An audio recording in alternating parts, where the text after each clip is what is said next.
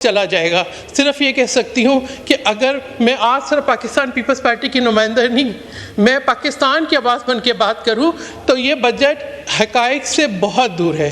अगर मैं सिर्फ तालीम के शोबे की और सेहत की बात करूँ तो मैं ये कहूँगी हम जो है पाकिस्तान को जिस तरीके के आज चैलेंजेस दरपेश हैं, हमारे 2.6 मिलियन से ज़्यादा बच्चे स्कूलों से बाहर हैं, लेकिन तालीम के शोबे को नज़रअंदाज किया गया है।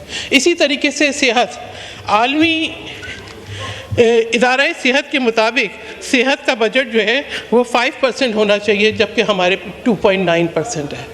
मैं समझती हूँ कि सेहत जो है ये इंसानी हकूक़ है, ये स्टेट की ज़िम्मेदारी है, इस पर तवज्जो देने की बिल्कुल ज़रूरत थी।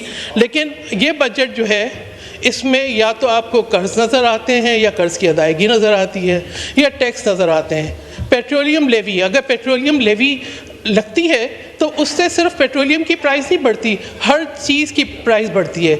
इन्फ्लेशन एक आसेब बन के पाकिस्तान के अवाम को खा रहा है, एक ऐसा आसेब जिसका सामना हम रोज़ करते हैं। हुकूमत के अदाद शुमार कुछ भी हो, लेकिन क्या एक आम आदमी को कोई रिलीफ हासिल है? कोई रिलीफ हासिल नहीं है।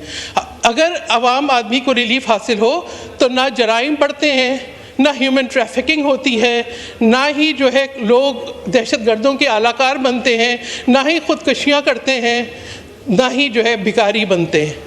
आज पाकिस्तान का नाम बदनाम हो रहा है कि भिखारी एक्सपोर्ट हो रहे हैं। ये इस वजह से कि हुकूमत की खुद इन्हिसारी की तरफ या डोमेस्टिक इंडस्ट्री को प्रमोट करने की तरफ कोई तवज्जो नहीं है। तो इस बात का मैं समझती हूँ कि ये वो अहम मसाइल हैं जिसके पे वोट करने से पहले पीपल्स पार्टी को भी और बाकी अवाम को भी सोचना चाहिए। क्या हुकूमत जो है तनख्वाह के नाम पर कहती है कि जी तनख्वाह बढ़ाई 10%, महंगाई बढ़ाई 60%, तनख्वाह बढ़ाई 10%, यानी आप मुवाज़ना करें कि अगर 10% तनख्वाह बढ़ेगी और 60% महंगाई बढ़ेगी, उसके बाद टैक्स होगा, आपको तनख्वाह मिली टैक्स, आपका पैसा बैंक में गया टैक्स, आपकी ऑनलाइन ट्रांजैक्शन हुई टैक्स, आपने कोई ख़रीदारी की टैक्स। तो बात यह है एक आम आदमी के पास, एक सैलरीड क्लास के पास बचता क्या है?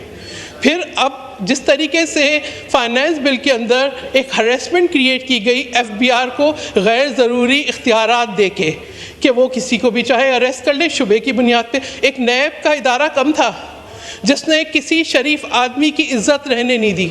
मैंने जब 2020 के अंदर नैब की अब्यूज़ पे रिपोर्ट बनाई थी तो उस वक्त तक 13 अफराद नैब की कस्टडी में अपनी ज़िंदगी हार चुके थे, और उसके अंदर ब्रिगेडियर असद मुनीर का भी नाम आएगा, प्रोफेसर डॉक्टर ताहिर अमीन का भी नाम आएगा। और अब हम देख रहे हैं कि फ़रतुल्लाह बाबर जैसी शख्सियत जिनके पास 2 तिहाइयों से कोई सरकारी ओहदा नहीं है, उनको भी कहते हैं इख्तियारात से तजावुज़ किया।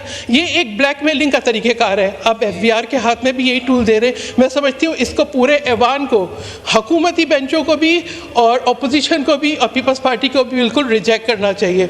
इसी तरीके से सोलर पे 18% टैक्स, दूध पे 18% टैक्स, यानी आप ये देखें अब लोग क्या करें। दूध भी कोई आपके लिए जो है कोई एक ऐसी, मैं कहूँ कि फैसिलिटी है, कोई ऐसा जो है अयाशी का ज़रिया है जिस पे 18% टैक्स लगा दें। यानी हुकूमत की मुझे पॉलिसी समझ नहीं आई। फिर सोलर पे एक तरफ हम कहते हैं ग्रीन एनर्जी प्रमोट करो, दूसरा हम कहते हैं कि सोलर पर टैक्स हो। क्या सोलर के पे टैक्स पे पीपल्स पार्टी तो कम से कम वोट नहीं देगी? मैं समझती हूँ बाकी भी ऐवान के मेंबर्स अगर इस अहमियत को समझें कि सस्ती बिजली की क्या अहमियत है, तो उनको भी जो है बिल्कुल वोट नहीं देना चाहिए। अब अगर तनख्वाह की मैं बात कर रही थी, 10% इजाफा, 10% इजाफे को तो चेयरमैन साहब, स्पीकर साहब, हम जब काउंट करेंगे जब जब किसी को तनख्वाह मिलेगी, PTV के मुलाजमीन को 3 महीने और 2 महीने, कॉन्ट्रैक्ट मुलाजमीन को 3 महीने से और रेगुलर मुलाजमीन को बेशतर को 2 महीने से तनख्वाह नहीं मिली। उसके अंदर भी जो है एक प्रेफरेंस है कि कौन आपको पसंद है, कौन नहीं पसंद है, किसको तनख्वाह देनी है, किसको नहीं देनी है। एक इम्तियाजी सलूक जो है वो बरपा है। और जब तनख्वाह और पेंशन मिलेगी नहीं और ईद पे भी नहीं मिली, ये हमने कायमा कमेटी में इस मसले को उठाया तो हमसे वादा किया गया कि जी ईद से पहले सबके वाजिबात अदा कर दिए जाएंगे। ना पेंशनर्स को पेंशन मिली, ना तनख्वाहदारों को तनख्वाह मिली। तो ये तो मैं समझती हूँ अगर ये हाल है तो फिर हम बजट का क्या करें? जी अभी तो मेरा टाइम शुरू हुआ है स्पीकर साहब। अब अभी से फिर एग्रीकल्चर पे भी बात कर लूँ, क्योंकि अगर उस पर बात नहीं की तो मैं समझती हूँ कि एक अहम नुक्ता रह जाएगा। सिर्फ वीट ग्रोअर्स को 2.2 ट्रिलियन नुकसान, 2200 अरब नुकसान जो है पिछले मई से लेके अब तक हुआ। किस वजह से? कि हुकूमत ने जो है गंदम इंपोर्ट की, इसलिए कि गंदम की प्राइस जो है वो हुकूमत ने फिक्स नहीं की। और गंदम इंपोर्ट ये नहीं कहें कि सिर्फ जो है इंटरिम गवर्नमेंट ने की, अप्रैल तक भी शिप्स आ रहे थे। तो जिस तरीके से जो है किसानों को जो समझते थे कि गंदम की पैदावार आएगी तो बेटी की शादी करेंगे, गंदम की पैदावार आएगी तो कोई ट्रैक्टर लेंगे, गंदम की पैदावार आएगी तो घर की मरम्मत कराएंगे, उनके हाथ में तो कुछ कोल पकड़ा दिया है। यही हाल जो है कपास का हुआ है, यानी 18% सेल्स टैक्स डोमेस्टिक कपास पे था और इम्पोर्टेड पे नहीं। अब इम्पोर्टेड यान पे लगा दिया है, मगर बाकी प्रोडक्ट्स। वाइंड अप करें, आपके 10 मिनट हो गए, प्लीज। एलोकेटेड टाइम 10 मिनट है। जी स्पीकर साहब, थोड़ा सा मुझे 2 मिनट दे दें, मुझे अहम बात करनी है। आखिरी बात कर दें, वाइंड अप। जी आखिरी बात नहीं है, मुझे इम्पोर्टेंट बात करनी है, इसीलिए कि ये बहुत ज़रूरी है। मैं ये कहना चाहती हूँ, मेरे ऊपर एक जिम्मेदारी है। सिंध के अंदर जिस तरह से कि M6 के मंसूबे के ऊपर 400 अरब के बजाय सिर्फ 15 रखे गए हैं, जिस तरीके से सिंध के K4 के मंसूबे को नज़रअंदाज किया गया है, जिस तरीके से हाउसिंग PWD के ख़त्म होने के बाद जो सिंध के प्रोजेक्ट्स हैं वफाक ने अपने पास रखे हैं, एक जो है तसल्लुत कायम करना चाह रहे हैं, उसको बिल्कुल रिजेक्ट करते हैं। ये वो नुकात हैं, ये वो, अगर इनकी दुरुस्तगी नहीं हुई, इन पे डायरेक्शन दुरुस्त नहीं हुई तो हम वोट नहीं करेंगे।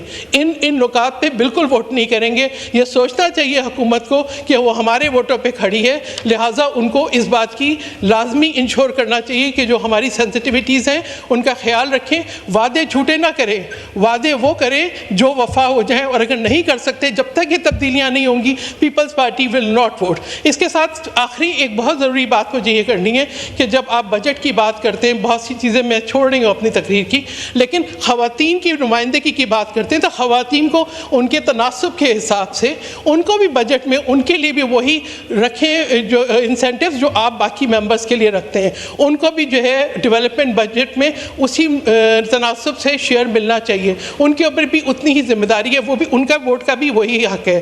फिर इसी के साथ साथ स्पीकर साहब मैं ये कहूँगी कि यकीनन जो है पार्लियामान के लिए बजट रखा होगा, और कुछ नहीं है तो कम से कम हेल्थ एंड हाइजीन की बात है, यहाँ के टॉयलेट्स ही अपग्रेड करवा दें, ख़वातीन का सर्विस सेंटर अपग्रेड करा दें, इस काबिल नहीं है को इस्तेमाल किया जा सके। These are the basic needs. बहुत शुक्रिया। इस शेर के साथ मैं जो हूँ अपनी तकरीर का अख्ताम करती हूँ कि बात ख़त्म नहीं हुई।